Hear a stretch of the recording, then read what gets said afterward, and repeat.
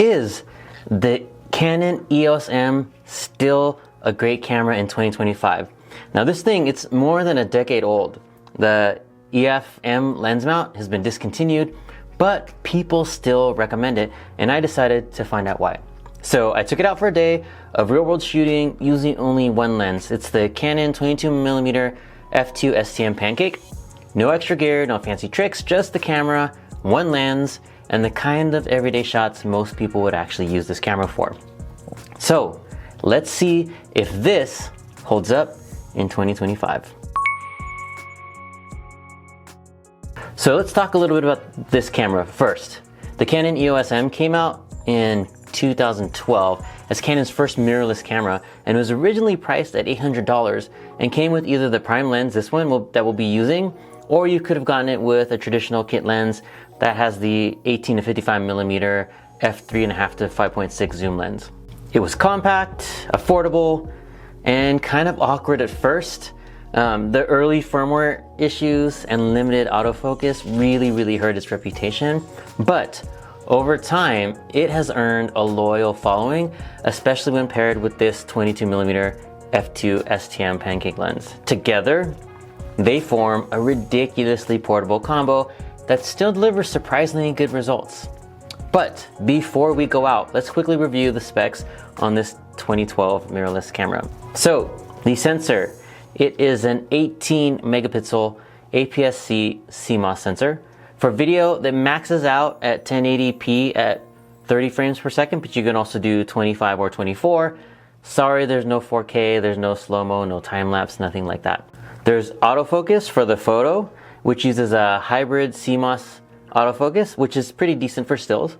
And there's video autofocus, but it uses only contrast detect only, so it is a bit slow and you will see it hunt at times. And so the ISO range is 100 to 12,008 and expandable to 25,006. It does do burst shooting at 4.3 frames per second, and then it has the EF M lens mount again, which is discontinued, but there's still some aftermarket and you can find some used EMF lenses, and you can also get EF or EFS adapters that fit this camera. Okay, it comes with a 3-inch touchscreen, and the battery life is pretty good for about 230 shots. It's the LP E12 battery. There is a mic input, a 3.5mm mic input, but no headphone jack. It uses regular SD storage, and it weighs about 298 grams with the battery and the SD card. There's also AV digital out, and there's a micro HDMI for output if you wanted to connect it to your TV or a monitor. Now that we reviewed the specs, I took this exact setup, body and lens, and went out to the parks, to the office, did some still shots, did some video to see what it could still do today. So let's see what happened when I went out there. All right, let's talk photos. So this camera uses an 18 megapixel APS-C sensor that we talked about before, and with this 22mm lens, that's equivalent to about a 35mm full frame. You're working with a great all-around focal length. This is perfect for everyday shooting. If you're just walking around, it's a really great point and shoot. So you can see here I shot some plants and flowers in natural light. I shot some inside, shot some outside, grabbed a few close-ups of food and drinks just so you can see, and then I snapped some casual lifestyle photos of some stuff around the office. You can see my daughter here. She didn't really want to be in the video, but hey, I asked her if she could do it. So these are things that maybe content creators may use this camera for. So the results, better than I expected. You tell me what you think. Some of the things that really stood out to me is the Canon color science still shines. The skin tones look natural. The colors pop without looking fake or oversaturated. And the sharpness from this 22mm f2 lens is solid. And then you can get some really decent background blur, or that bokeh that people are looking for when you're close to your subjects. So that's good for portraits, detail shots, just good for that juicy depth of field. And for social media, blog photos, or casual printing, this combo punches way above its weight. Especially when you compare those to the more modern, cameras that came out in the last few years by like Sony or something like that. So still a great camera. But now let's move on from photos and move this on to the videos. Using the same lens again. And the footage, not bad, pretty decent. I mean, especially for a 13-year-old camera. The color science still works well right out of the box, and with some basic lighting or even just being outside and stabilization, it can look clean. But remember, that stabilization is not built in, so there's still some issues. And here's another set of big buts, and I cannot lie. See what I did there? Video is still only 1080p at 30 frames per second. For most people, that's gonna be okay because YouTube, like 4K, it's hard to tell with just the naked eye. So 1080p at 30 frames per second, not bad. Autofocus in video is contrast detect, not dual pixel, so it's slow and it can tend to hunt. So if you get that focusing in and out, that's just a limitation of this camera. And then finally, no headphone jack, which, you know, to me, I don't really use one anyway. It's just the basic mic input. For me, is still a plus in my book. For some cameras that came out in 2012, they didn't even have that. So for me, the mic input is a plus. I don't really use the monitoring. I'll usually edit those things in post. And more modern, like lab mics like this one, you can actually set some limits. This is what it's like shooting in, I'm shooting in 1080-30, and I'm using the onboard audio. For most of the video, I've been using my newer lab mics, which I really love, by the way. And I just wanted to give you an example of what the image quality is like shooting video on the Canon, and then also what the onboard audio is like, in case, you know, you just wanted to pick up this camera and you maybe were on a budget and you didn't want to pick up, or you couldn't pick up any other mics, just to give you an idea. But this thing also does come with a hot shoe, so if you did, you could get a shotgun mic, sort of like my shotgun mic like this one, and then it's actually hot shoe compatible, so you can put it in the hot shoe. You can see the autofocus was drifting in and out, and if you're filming yourself or moving around, you'll probably want to use manual focus or like pre-focus and maybe just for talking heads. It's not built for fast-paced content creation, so if you're moving a lot, if you're trying to get action shots, you're running, not that great. But for talking head shots, like a lot of YouTube ones, like this one even, or simple B-roll or slow cinematic pans, it works. It's still a good thing for that. So if you're not making an action movie, you could technically use this camera with this lens setup. This combo, the EOS M with the 2mm lens, is tiny, like jeans pocket tiny. Like I can put it in my pocket. Like if you check this out, I can slip it in to my pocket if I really wanted to, and I can go out shoot. So, you know, sometimes if I'm on casual walks, I wouldn't mind taking this down. Or if I'm traveling, we go to Disneyland a lot. You know, this is something I will take with me. So if you want something that encourages you to shoot more because it's actually fun to take with you, this is a good contender. And remember the golden rule: the best camera isn't the most expensive camera, it's the one that you carry with you. So you will love this thing if, you know, you have certain use cases like traveling. It's great for traveling, it's great for street photography, family outings. It's really easy to just carry around. It's ideal for creators who don't want to carry heavy gear. So forget like a Blackmagic or a Red or, you know, something like even DSLRs. They're like big and bulky. This is really easy. And it's also amazing as a backup or a secondary camera if you're already shooting with something bigger. So if you're like, say, a wedding photographer and you needed just a backup camera, or if you need a secondary shot, so if you're doing an interview, it's good for secondary shots. So don't sleep on it. Now, technically, Canon made several lenses for the EFM mount, but for this test, I just kind of stuck with this one, the Canon 22mm f2 STM.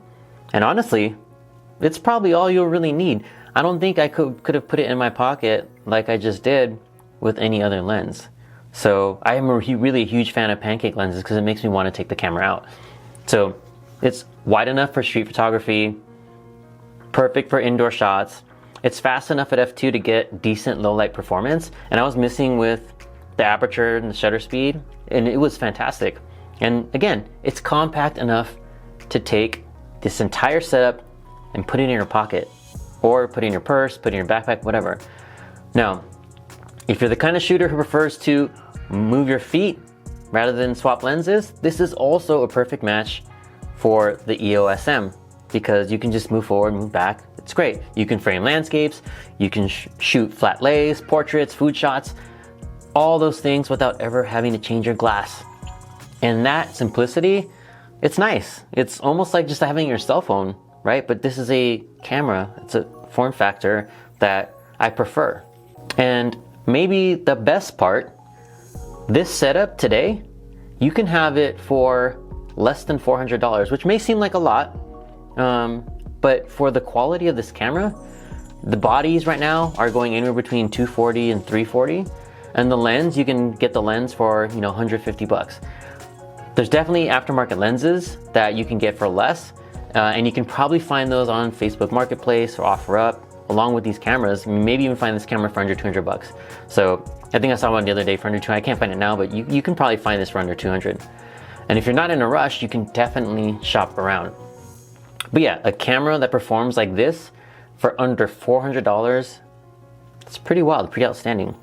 Especially in the world of $1,000 cameras, $2,000 lenses.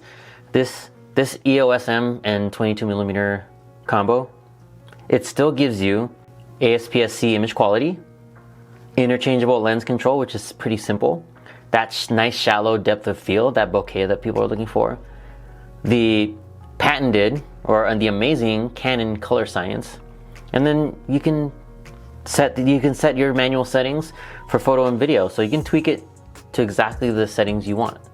And that makes it an amazing entry point for beginners, hobbyists, or anyone looking for a low-risk second camera, or anyone wanting to start a YouTube channel. Maybe you give this a try. So, who is this camera really for in 2025? So we talked a little bit about it. Beginners, it's great to learn photography. Like, you can have this thing, you know you'll take it with you, and you can learn just the tactics and how to execute good photos, and then, you know, upgrade later. And people who want better images in their smartphone, you can't always tweak all the settings. Now you can get some apps and stuff like that, but still, nothing's like shooting on a handheld camera. And travelers who want something light, dependable, this thing can easily be pocketed. And then creators who need a budget camera for static video or even B-roll content. And then lastly, anyone who wants to just focus on composition and storytelling over gear hype. You don't need to spend thousands of dollars. I worked for creative studios and we had black, magics, reds. Like, you don't need that. This is all you need, especially just to get started. And who I wouldn't recommend it to, is we talked a little bit about it already, fast-paced video work. You know, things that rely on fast autofocus. Probably not the best for this. And those looking for a large lens system, since this one's discontinued, you're gonna have to rely on the used market or adapters. But if you love simplicity, love portability, this is gonna take you pretty far. Just wanna recap, this little EOS M gives you an 18 megapixel APS-C sensor, 1080p video at 30 frames a second, full manual controls, external mic jack, full autofocus, all in a camera that weighs less than a pound. Now, it's not future-proof, but if you shoot with intention, it still has plenty to offer. So the big question from the beginning of this video, is the Canon EOS M still a great camera in 2025? For the right person and the right expectations, absolutely yes. If you pair it with this 22mm lens and treat it like a minimal creative tool that it is, you will be amazed at what it can still do. And I still use it today. This is my secondary camera for my channel. I'm gonna talk about my G7 probably in another video. Remember, this is the most important thing. Like I said earlier, the best camera is the one you'll actually take with you. So if this setup fits your style, fits your bag, fits your workflow, then this is still very much worth picking up in 2025. Thanks for watching. If this helped you out, give it a like and subscribe for more gear breakdowns and honest reviews. That's all for now. Take care. I'll see you next time.